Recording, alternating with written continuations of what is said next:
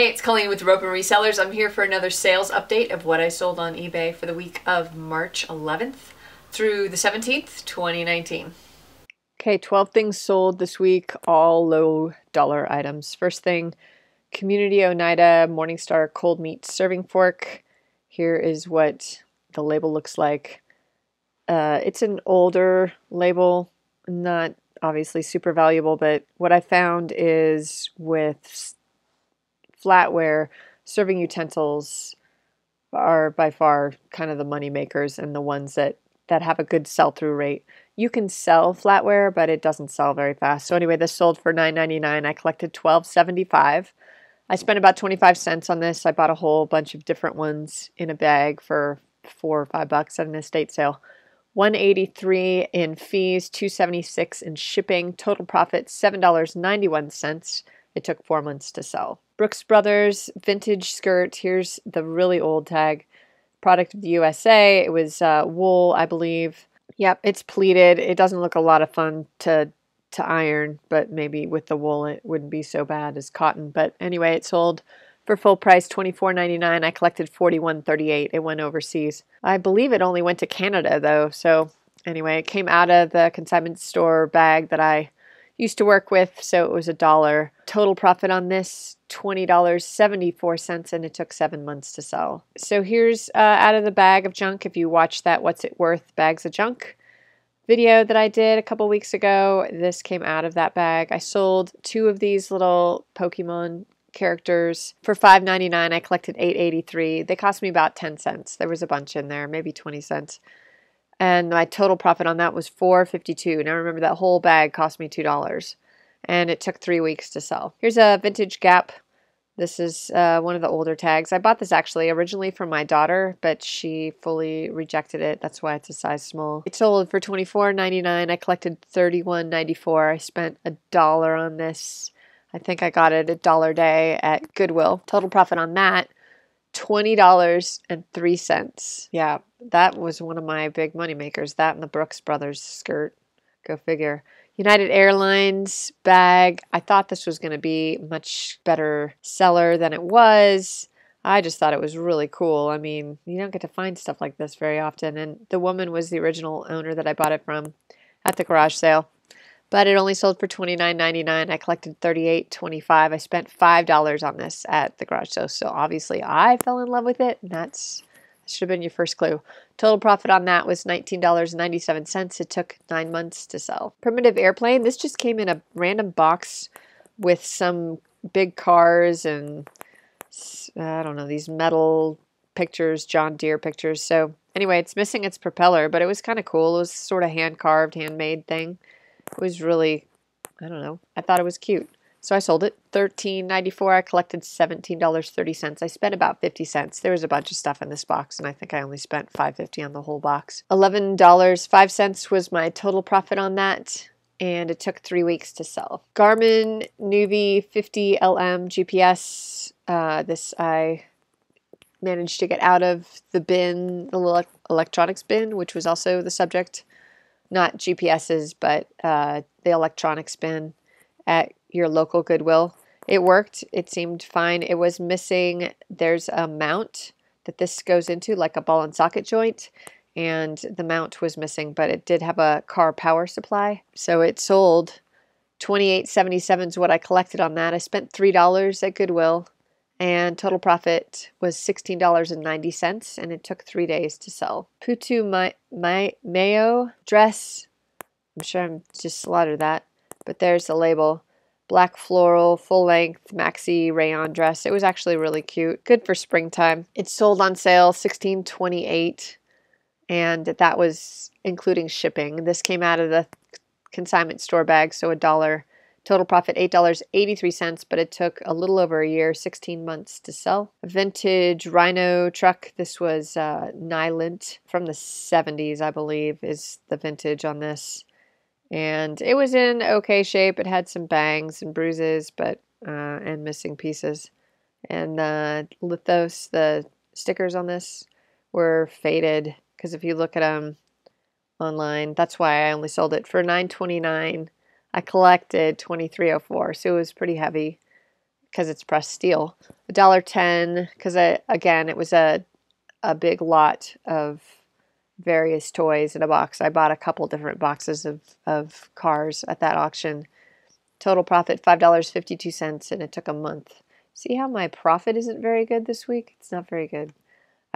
Yeah, I have some theories. Animal pins, I just lotted up a bunch of stuff. You know, I pick up bags of random jewelry for $1 or $2 at estate sales, and then after a while, I just kind of put them in a bin and lot them up together. So these animals are all living together now, which is great for humanity. And I collected $12.65. It sold for $9.29, and I collected $12.65. Spent about $1 on all these pins. I mean, it just came with a bunch of stuff. $6.98 was my total profit on that, and it took 2 months to sell. Here's a vintage pattern. I did a what's it worth on patterns, and this is an example of that. This was opened, and it was cut, but all the pieces were carefully cut and well preserved. And since the old sizes, nowadays, sizes come in 2 or 3 per pattern. This was only a size 2. So even if they cut the pattern, it doesn't matter. It's going to be the right size. It sold for $13.94 with free shipping. Cost me about 25 cents. I bought a huge box for $5. Total profit on that, $8.95, and it took 2.5 months to sell. Last thing I sold was something out of my father's estate. It was a radio. It actually worked. One of the knobs is missing, but it made noise. I live in a canyon, so I don't get reception, but I remember it working at my dad's house, and it's probably fine, but I messed this one up big time. This also did not help my week. I sold it for $23.24. I collected $46.72. I didn't spend anything on this, but my shipping, I think they only paid like $23 and something, $23.50 on shipping.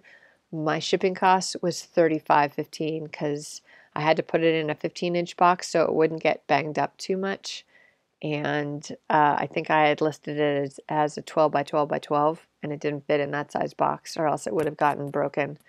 So I ate it, and I made $7.05 on this, which is kind of a bummer. Some of these Grundig, they're German brand, they do well. This one does not. It was cool. It had, like it said, it had a broken knob, so it wasn't super stellar, but it's out of here. It was taking up space on a shelf, and now it's gone. Looking at the numbers, $205.37 is what everything sold for. I collected $291.85. $14.20 is what I spent on everything. $36.67 for fees. $102 in shipping, for a total profit of $138.45. Amazon, 1 pop socket, 8 shirts sold for a total royalty of $38.13. So my total profit for the week, $176.58. There's no way to sugarcoat it, people. That's just dismal. But you have to look at the whole month. So there's your sugarcoating. If I look at the whole month, it's not so bad. So Grim, my theory is, okay, I have 2 different theories. One theory is that it's sunny and it's nice finally. It's been a very long winter here, and maybe the weather was better. Okay, I have 3 theories. Second was my husband was in town for a long weekend and I didn't list as much, but I don't think that's entirely true. And I also wasn't listing things. I listed long tail things. I have a bunch of movie posters that I listed, and I don't think those are going to sell super fast. So it could have been some of that. And 3, I think people aren't getting tax returns. Plain and simple, I don't think we're getting one. We actually, I think, owe money for the first time in about 10 years. So that being the case, I don't think people have a lot of discretionary income right now to spend on things that are collectible, or, you know, things that they don't necessarily need. And that's the kind of stuff that I sell. So that's my biggest theory. I think people had less taken out over the year, so they got a higher paycheck, so it looked like it was a good thing. I'm not... please don't think that I'm talking politics at all here, but it's our reality right now in the United States. And so paychecks seemed just a little bit bigger, not significant. I mean, there was a little bit. I'm not a W-2 worker for very much, so it didn't really affect me, but my husband is a W-2 worker, and he saw a little bit of a bump in his income, but now that he's starting to do taxes, he's like, oh my gosh, I think we owe money. So this is not a normal thing. Usually we get a check. So that's my theory, is that people just don't have as much discretionary income right now, and they're not spending. And I'm seeing it across the board in retail, and I'm hearing it from other people. So you're not alone. I hope you guys had a great week though, and if you didn't, then just get out there and try to find things. I'm really focusing right now on things that I think will sell relatively quickly.